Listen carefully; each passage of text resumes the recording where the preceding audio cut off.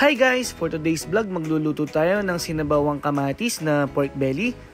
Meron na nga pala tayong naunang video nito, no? Pero this time, iba kasi yung pagkaluto na gagawin natin. Ang pinagkaiba lang guys, igigisa muna natin siya bago natin siya pakuluan. Mas mabilis yung way na gagawin natin ngayon.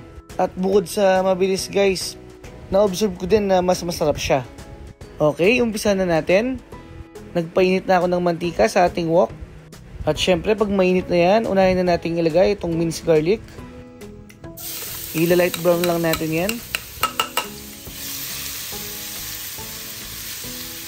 And then, pwede na natin ilagay itong onion. At ituloy lang natin yung pag-isa ng mga 1 minute.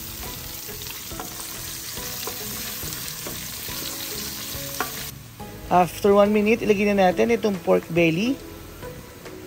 1 kalahating kilo yan guys. Igigisa natin ng mabuti yan, mga 10 minutes.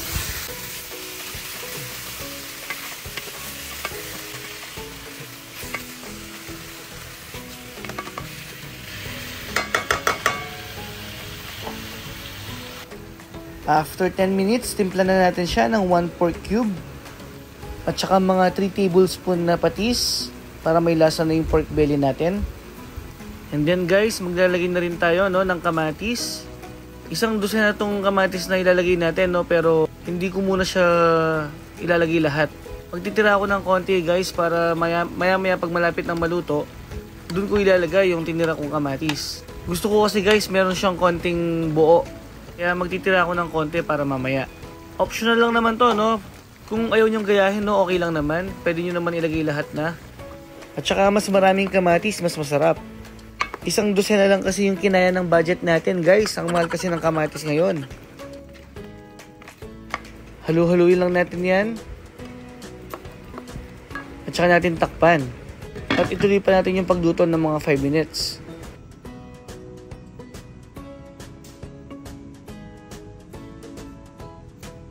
After 5 minutes, maglalagay na tayo ng mainit na tubig. Ayan, para mas mabilis maluto.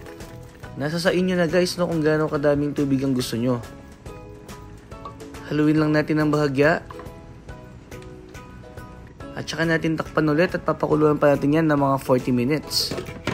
Or hanggang sa lumambot yung ating pork belly.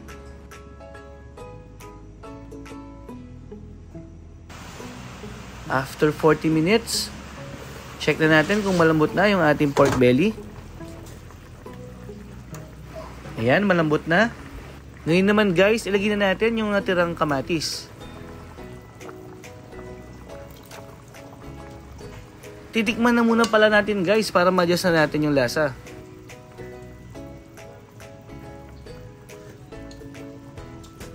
Maglalagay pa tayo ng konting asin at saka konting tubig. And then, haluin lang natin saglit.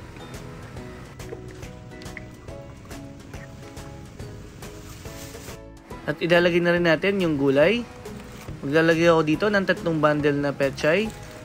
Depende na rin sa inyo kung anong gusto nyong lagay na gulay. Pwede naman ding maglagay ng okra or talong.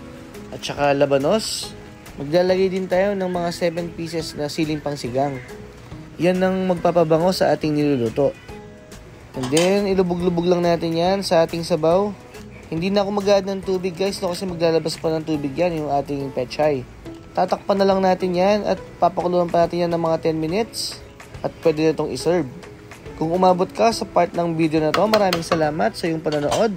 At kung hindi ka pa nakasubscribe, mag-subscribe ka na rin. Paki-click mo na rin yung notification bell para ma-update ka sa mga susunod pa nating video gaya nito.